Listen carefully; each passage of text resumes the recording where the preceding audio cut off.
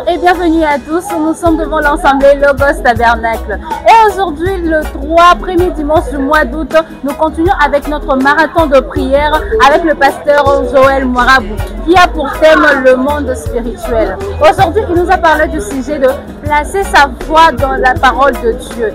Et je pense que les intervenants ou le membre n'en vont pas manquer à dire suivant. Alors, l'homme étant spirituel, il est confronté à certains combats qui sont d'abord spirituels avant d'être charnels. Parce qu'il a dit dans sa parole, les combats contre lesquels nous combattons ne sont pas charnels mais sont spirituels. Alors, étant spirituel, il est aussi confronté à tous ces combats qui est spirituel. De pouvoir lutter, de pouvoir combattre contre tous ces défis qu'il a, c'est de pouvoir utiliser l'épée qui est la parole de Dieu.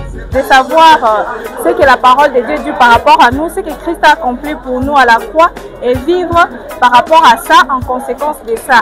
Ce qui veut dire prendre ce que Dieu a dit par rapport à nous, sa parole et ses promesses concernant notre vie et l'appliquer par rapport aux réalités que nous faisons face quotidiennement. Donc on nous appelle en tant que chrétiens, enfants de Dieu, nés de nouveau, de pouvoir marcher en conformité de vie par rapport à un nouveau royaume que nous venons de naître. Le monde spirituel. Donc nous sommes d'abord des esprits avant d'être des êtres humains. Donc les esprits que nous sommes des esprits et nous sommes venus habiter dans des corps humains pour accomplir certains actes sur la terre. Alors étant régénérés, nous portons potentiellement l'image et la ressemblance du Seigneur Jésus-Christ. Et il nous établit dans le lait céleste. Dans le lait céleste, c'est là où nous sommes établis avec Christ en souveraineté, en gloire, en puissance, en autorité, en domination totale et absolue.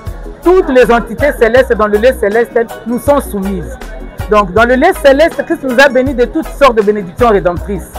Alors c'est par la foi que nous obtenons toutes ces bénédictions. Mais la chose essentielle est que nous devons prendre conscience de ce que nous sommes devenus en Christ. La connaissance de notre valeur en Christ détermine la teneur de bienfaits que nous pouvons en tirer. J'ai compris par rapport à la prédication d'aujourd'hui, c'est qu'il faudrait toujours mettre la parole en avant, quelle que soit la situation, quel que soit comment les paysages se présentent, c'est qu'on voit, mais en premier lieu, c'est que la parole dit, c'est ce qu'il y a. La parole, c'est la vérité. La parole n'échoue pas, mais elle subsiste toujours. Ses œuvres sont éternelles. Croire, aimer la foi à la parole. Il nous a parlé sur mettre sa foi dans sa parole. Et dans sa prédication, il a beaucoup plus martelé qu'un enfant de Dieu, pour maintenir sa position de vainqueur, maintenir sa position de triomphatrice sous le soleil, il doit avoir la foi dans la parole de Dieu. Sans la foi, tu ne peux vaincre. Sans la foi, tu ne peux réussir. Sans la foi, tu ne peux vivre les promesses de Dieu liées à ta vie sur la terre. Dans un monde en constante évolution et le défi, les circonstances ou les incertitudes de la vie nous obligent à avoir un soutien spirituel. Parce que quand le diable menace, nous devons aussi le menacer. Et nous avons la parole de Dieu qui est la source de la sagesse et la vérité. Donc à travers cette prédication, nous avons été bénis d'avoir notre place dans la parole de Dieu. Et je vous dis shalom.